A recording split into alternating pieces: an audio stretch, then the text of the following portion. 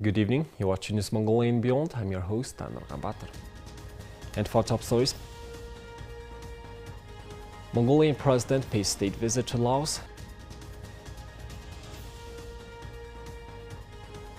US government launches a new partnership with Ulaanbaatar city to advance sustainable and resilient urban growth. 45 Mongolian students are studying in Vietnam. And for the news, stay tuned.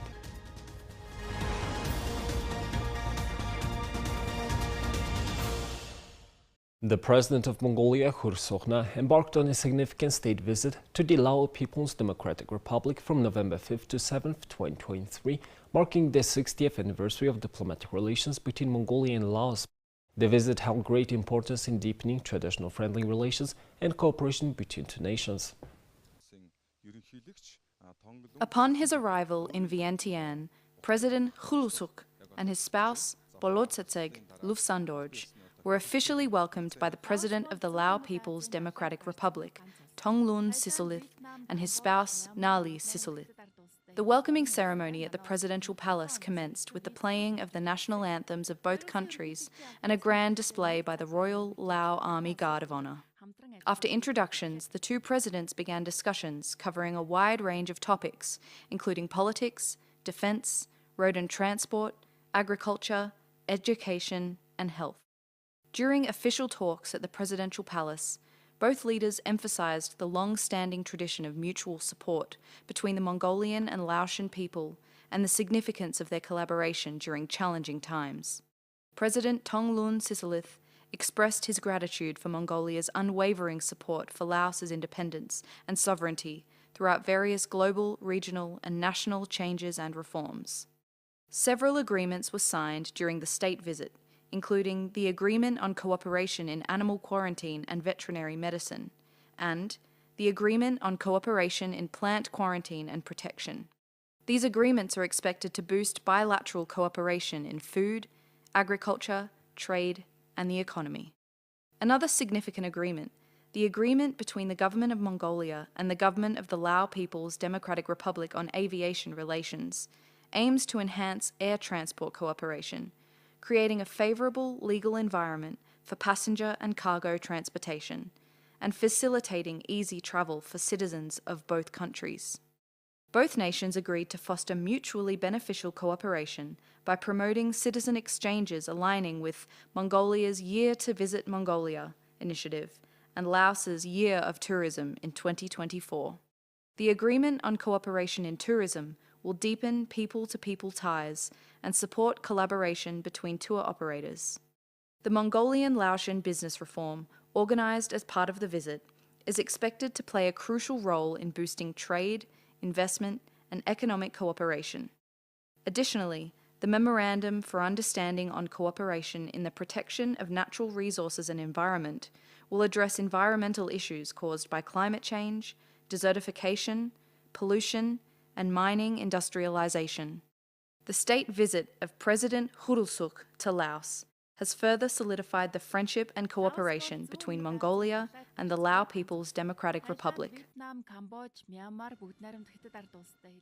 In an effort to enhance urban resilience and sustainability, the United States government, in collaboration with the U.S. Agency for International Development, has established a new partnership with the city of Ulaanbaatar. This collaboration marks the commencement of the 4-year Asia Resilient Cities project, implemented in association with the GSI Research and Training Institute Incorporated. The primary objective of the ARC project is to facilitate sustainable urban growth and address the challenges posed by climate change. Through the joint efforts of USAID and local partners, the project will support the development of low-carbon city infrastructure and incorporate climate change and environmental considerations into Ulaanbaatar's municipal approaches. One aspect of the partnership is the commitment to co-design activities with the city's government and local civil society organizations. This inclusive approach allows for a more holistic perspective on Ulaanbaatar's unique development challenges and encourages community involvement in crafting policies that align with the city's needs. The ARC project also seeks to strengthen connections between the government, residents, the business community, other development projects, and academic institutions. This collaborative effort is designed to ensure a more resilient and sustainable future for the city of Ulaanbaatar, considering climate change and environmental factors. On October 12th, USAID formally launched the Asia Resilient Cities project in Mongolia by signing a letter of commitment with the capital city of Ulaanbaatar. This formalized agreement designates the municipal government as the primary local partner and outlines their commitment to co-creating a comprehensive plan that will bolster urban resilience to the pressing challenges of climate change. This partnership represents a positive step forward for Ulaanbaatar, demonstrating the potential for collaborative efforts to address climate-related challenges and promote urban sustainability. More information and updates on the ARC project can be found at gsi.com, Asia Resilient Cities. During his state visit to the Socialist Republic of Vietnam, President Hu Sok-na had a meaningful meeting with a group of Mongolian students pursuing their education in the country. At present, there are 34 Mongolian students from Mongolia residing in the Socialist Republic of Vietnam, and 11 are participating in the President's Message 2100 program initiated by the President of Mongolia. During his address to these students, President Hu Sok expressed his satisfaction with the success and positive outcomes of his state visit to the Socialist Republic of Vietnam, which had been extended by gracious invitation from the Vietnamese president. He also announced plans for a reciprocal visit to Mongolia from the President of the Socialist Republic of Vietnam in commemoration of the 70th anniversary of diplomatic relations between Mongolia and the Socialist Republic of Vietnam next year. The President highlighted the vital role that individuals fluent in the Vietnamese language will play in strengthening cooperative ties between Mongolia and Vietnam, two countries with a long-standing history of friendship. He conveyed his best wishes for the students' academic endeavors and success. I've participated in the President's Message 2100 program from Tariat Sum of Arkhanga province. Vietnam is a country where tourism is developing very much. Since tourism between Mongolia and Vietnam is developing at the same time, I decided to study tourism. In the future, I am thinking of working in a travel company between two countries. 4 years ago, I have come to Vietnam for 3 months. And when I returned recently, I saw a lot of changes in 4 years. Cars, buildings, people, and the economy have changed a lot. A lot has changed in 4 years. It looks like Vietnam will develop very rapidly in the next 5 to 10 years.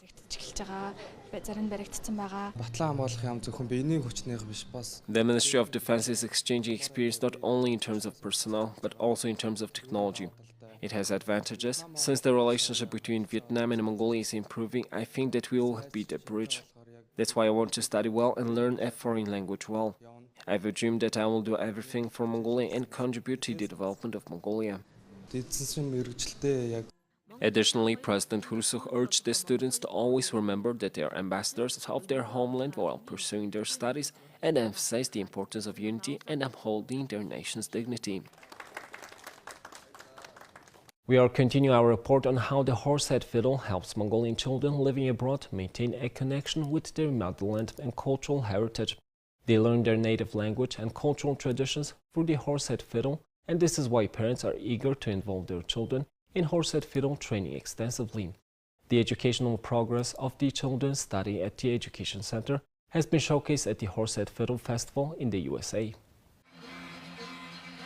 At the third Horsehead Fiddle Festival in the United States, a horsehead fiddle performance took place in front of the United States Capitol building in Washington, D.C. Children from the Horsehead Fiddle Training Center, along with professional horsehead fiddle players, participated in the performance. Under the guidance of Jigjit Dorj, the head of the World Meronkhor Association and conductor, they showcased Mongol Ailho by Mongolian musician Jansen Oro, as well as Ulambor by Mongolian musician Sukhbatar, promoting Mongolian culture and heritage. When I ask my students what they learn from playing the horsehead fiddle, they explain that they acquire knowledge of Mongolian language, gain insights into Mongolia, become familiar with Mongolian songs, and take great pride in representing Mongolia in a multicultural country. I was born in Japan, so learning about my Mongolian heritage through the horsehead fiddle has been a meaningful experience for me. I take great pleasure in playing this instrument, and I enjoy playing the horsehead fiddle, and I like listening to the tunes instead of watching TV or doing something else. Because I live in America, sometimes I feel like I forget about Mongolia. So I play the horsehead fiddle to learn more about Mongolia. Among our generation, the horsehead fiddle is nearly forgotten. That's why I'm learning to play it to ensure that we don't lose this piece of Mongolian culture. When I tell people I'm from Mongolia, they usually don't know much about the country. But when I talk about the horsehead fiddle and Mongolia, they become interested and ask me lots of questions. For me, the horsehead fiddle serves as a bridge between cultures that facilitates communication and connection with others. For Mongolian children living abroad, the horsehead fiddle acts as a connection to their homeland and a way to express their Mongolian identity. Thank you for staying with us. Now let's take a look at the currency exchange rates provided by Mongol Bank.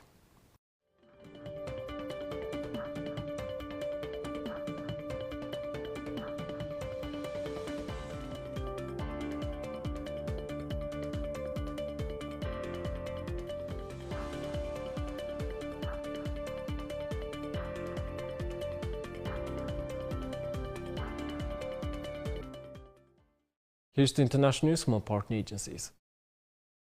The UN Security Council has once again failed to agree on a resolution on the Israel-Hamas war, with the US calling for humanitarian pauses and many council members demanding a humanitarian ceasefire to deliver desperately needed aid and prevent more civilian deaths in Gaza.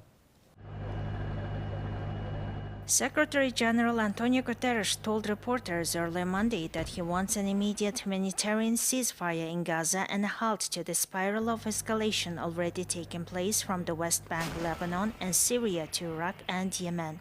He said international humanitarian law, which demands protection of civilians and infrastructure essential for their lives, is clearly being violated and stressed that no party to an armed conflict is above these laws.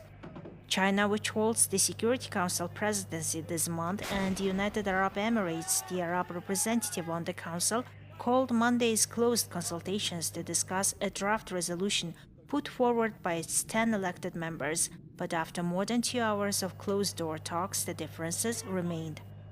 As the Secretary General stated this morning, this is a crisis of humanity. In less than a month, more than 10,000 Palestinians in the Gaza Strip have been killed. And as we speak, Palestinian civilians continue to be killed. Children are bearing the brunt. As several UN officials have stated already, Gaza is becoming a graveyard for children. France's United Nations Ambassador Nicolas de Rivière called for an immediate humanitarian truce that must lead to ceasefire. Given the gravity of the humanitarian situation and the scale of the needs of the Gaza population, France calls for an immediate humanitarian truce. This truce must be durable and sustained. It is absolutely necessary and must lead to a ceasefire. Look, we've been concerned about any kind of violence going on along the border with Lebanon, and we've said and we've made very clear that we do not want this war to spread. Okay, so we are working to try to make sure that it doesn't, because we think it's in no one's interest for that war to spread to Lebanon. China's UN Ambassador Zhang Jun said he and United Arab Ambassador Lana Nuseibeh called the meeting because of the crisis of humanity in Gaza and the death of more than 10,000 civilians in less than a month. They are seeking an urgent humanitarian ceasefire to ensure the protection of civilians, he said. Guterres called for the immediate unconditional release of the hostages Hamas took from Israel into Gaza during its October 7th attack, the speedy delivery of more food, water, fuel, and medicine to the territory, and the end of the use of civilians as human shields. UN Secretary General Antonio Guterres is urging for $1.2 billion in humanitarian aid for those affected by the Gaza and West Bank conflict. He also calls for a humanitarian ceasefire to allow supplies into Gaza. All right, good afternoon. The U.S. is actively working to convince Israel to implement a temporary pause in airstrikes on Gaza, where there have been reports of numerous casualties. U.S. Secretary of State Antony Blinken held discussions with Arab foreign ministers in Jordan and met with the Prime Minister Benjamin Netanyahu in Israel. Netanyahu emphasized that a temporary ceasefire would only be considered once all hostages held by Hamas are released. The nightmare in Gaza is more than a humanitarian crisis. It is a crisis of humanity. The intensifying conflict is shaking the world, rattling the region, and most tragically, destroying so many innocent lives. Ground operations by the Israel Defense Forces and continued bombardment are hitting civilians, hospitals, refugee camps, mosques, church, and UN facilities, including shelters. No one is safe. At the same time, Hamas and other militants use civilians as human shields and continue to launch rockets indiscriminately towards Israel. Secretary General Antonio Guterres of the United Nations stressed the urgent need for a humanitarian ceasefire in light of the escalating crisis. He emphasized the immediate responsibility of all parties involved and the international community to halt the widespread suffering and significantly increase humanitarian aid to Gaza. The United Nations, along with its partners, has launched a $1.2 billion humanitarian appeal to assist 2.7 million people, including the entire population of the Gaza Strip, and 500,000 Palestinians in the West Bank, including East Jerusalem. Just over 400 trucks have crossed into Gaza over the past 2 weeks, compared with 500 a day before the conflict. And crucially, this does not include fuel. Without fuel, newborn babies in incubators and patients on life support will die. Water cannot be pumped or purified. Raw sewage could soon start gushing onto the streets, further spreading disease. Trucks loaded with critical relief will be stranded. The way forward is clear. A humanitarian ceasefire now. All parties respecting all their obligations under international humanitarian law now. This means the unconditional release of the hostages in Gaza now. The protection of civilians, hospitals, UN facilities, shelters and schools now. More food, more water, more medicine, and of course fuel entering Gaza safely, swiftly, and at the scale needed now. Unfettered access to deliver supplies to all people in need in Gaza now. And the end of the use of civilians as human shields now. The situation in Gaza has become increasingly dire, particularly for children, as hundreds are reportedly killed or injured daily. According to the Hamas-run health ministry in Gaza, the Palestinian death toll in the Israel-Hamas conflict has now reached 9,448. In Israel, over 1,400 individuals have lost their lives, with the majority of casualties stemming from the Hamas attack on October 7th. Here's the weather forecast of world's major cities.